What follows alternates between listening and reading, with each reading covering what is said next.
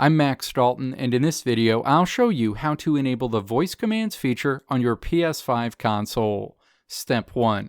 Navigate to your PlayStation 5 home screen and then click Settings. The Settings menu is displayed. Step 2. Scroll down this menu and then click Voice Command. Step 3. Click to toggle on Enable Voice Command.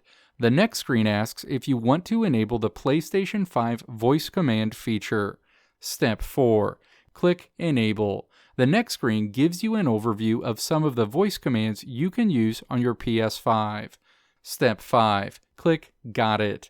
Now, whenever you say, "Hey PlayStation," you'll see a listening prompt appear in the top left corner of the screen.